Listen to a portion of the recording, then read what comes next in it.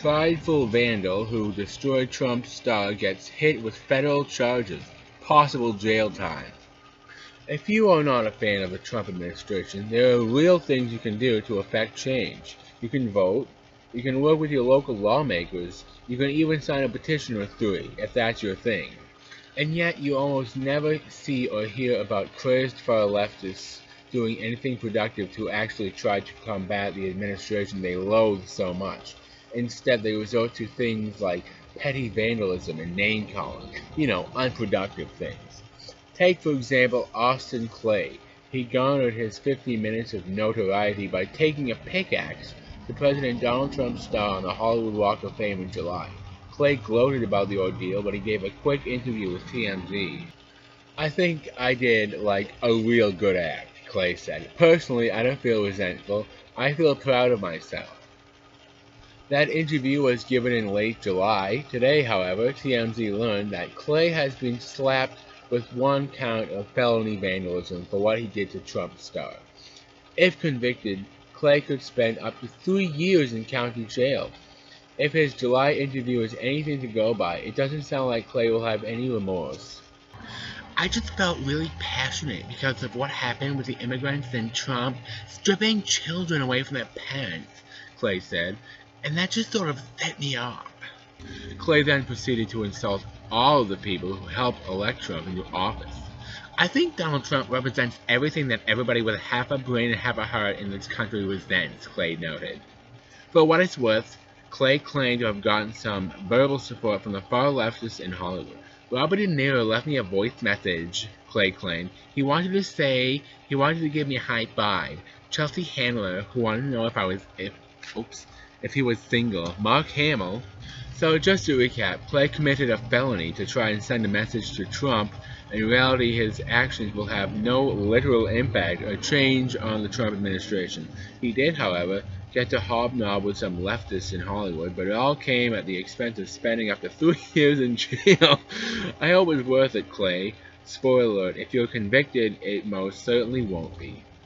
Yeah, if you're convicted, of a crime, like entering the country illegally, that probably won't be worth it either. Because you will be separated from your children, not stripped from your children, separated from your children. You will go to jail because you committed a crime, and they will go into detention centers. And by the way, the only children that should be stripped from the parents are the ones that are teaching them that gender is fluid and, all that bullshit.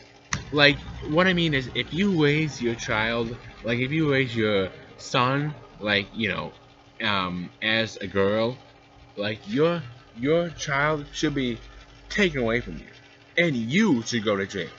And vice versa. If you raise your daughter to be a boy, well, that child should be stripped away and taken away from you, and you should go to jail. Okay? Same with gay couples. You shouldn't be allowed to have children. You shouldn't be allowed to adopt children. And drag queens, just line them all up and send in the firing squad. The only people that we're gonna discriminate against are the illegals. If you're a legal person, if you want to come in the country legally, welcome aboard. This is America. How you doing? Okay, first of all, this Clay guy says, conservatives have half a brain. You remember how Trump was like, "Oh yeah, take a look at Brussels," even before Brussels was attacked, and then what happened? Brussels got attacked. And there are so many more predictions that conservatives have made. The whole gay marriage thing. They're like, "Oh yeah, gay marriage, and then what are you gonna do next?" Yeah, it was "Oh yeah, you're gonna change the definition of marriage. How far is this gonna go?" It was gay marriage. First it was gay marriage, then I believe it was transgender, and then look at what they're doing now. They're trying to indoctrinate children into believing that you can just pick and choose your own gender. Fucking as young as kindergartners, and then they have this fucking drag queen who says, "Oh yeah, there are no such thing as boy and girl things." So conservatives predicted this. They said, "Bitch, How far are you gonna take this? And guess what? It's fucking, these conservatives don't have half a brain. These conservatives are fucking psychic. Or at least, fucking, they're perceived to be that way because they can read you bitch ass like a book. Speaking of stripping children away from anybody. You turn 18.